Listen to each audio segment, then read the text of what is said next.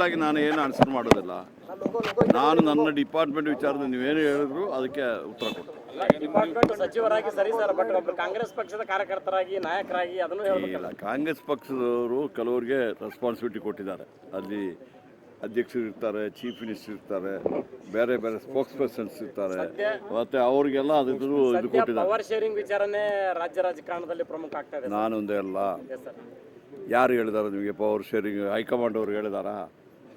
ಮೊನ್ನೆನೂ CLP ಆಯಿತು, ಅಲ್ಲಿ ಏನು ಡಿಸ್ಕಷನೇ ಬರಲಿಲ್ಲ. ಇವ್ರದಲ್ಲ ನಮ್ಮ ಏನು ಆ ಥರದ್ದು ಇದೇ ಇಲ್ಲ. ಈಗೇನಾಗಿದೆ, ನಮ್ಮ BJP ಅವ್ರಿಗೇನೋ ಅವ್ರ ಪಾರ್ಟಿಯಲ್ಲಿ ಇದು ನಡೀತಾ ಇದೆ, ಗುದ್ದಾಟ ನಡೀತಾ ಇಲ್ಲ. ಇದು ಎಲ್ಲರೂ ಓಪನ್ ಆಗಿ ಹೇಳ್ತಿದ್ದಾರೆ. ಆಗ ಅವರು ಏನು ಮಾಡ್ತಿದ್ದಾರೆ, ಏನೋ ನಡೀತಾ ಇದೆ ಅಂತ ಹೇಳ್ಕೊಂಡು ನಿಮಗೂ ಸ್ವಲ್ಪ ಈ ಥರ ಎಲ್ಲ ಅಲ್ಲಿ ಹಂಗೆ ಇದೆ ಹಿಂಗೆ ಆಗಿದೆ. ನಾನು ಎಲ್ಲ ಕಡೆ ಹೇಳ್ತಾ ಇದ್ದೀನಿ. ಮೊದಲು ದೂರದರ್ಶನ ಇತ್ತಲ್ಲ, ಬೆಳಗ್ಗೆ ಒಂದು ನ್ಯೂಸು, ಮಧ್ಯಾಹ್ನ ಒಂದು ನ್ಯೂಸು, ಸಾಯಂಕಾಲ ಒಂದು ನ್ಯೂಸು. ಆಗ ನ್ಯೂಸ್ ಇರ್ತಿತ್ತು ನಿಮಗೆ. ಈ ಒಂದೊಂದು ಅವರಿಗೆ ನ್ಯೂಸ್ ಬಂದ ಮೇಲೆ ಬ್ರೇಕಿಂಗ್ ನ್ಯೂಸ್ ಬರಬೇಕಲ್ಲ. ಸರ್, ಈಗ ಇಲ್ಲಿವರೆಗೆ ಜನಾರ್ದನ್ ರೆಡ್ಡಿ ಅವರು ಪ್ರೆಸ್ ಮೀಟ್ ಮಾಡಿದ್ರು. ಸತೀಶ್ ಜಾರಕಿಹೊಳಿ ಅವರಿಗೆ ಕಾಂಗ್ರೆಸ್ನಲ್ಲಿ ಪರ್ಯಾಯ ನಾಯಕತ್ವವನ್ನು ಬೆಳೆಸೋದಕ್ಕೋಸ್ಕರ ಶ್ರೀರಾಮುಲು ಅವ್ರನ್ನ DK ಶಿವಕುಮಾರ್ ಕರ್ಕೊಂಡ್ ಬರ್ತಾ ಇದ್ದಾರೆ.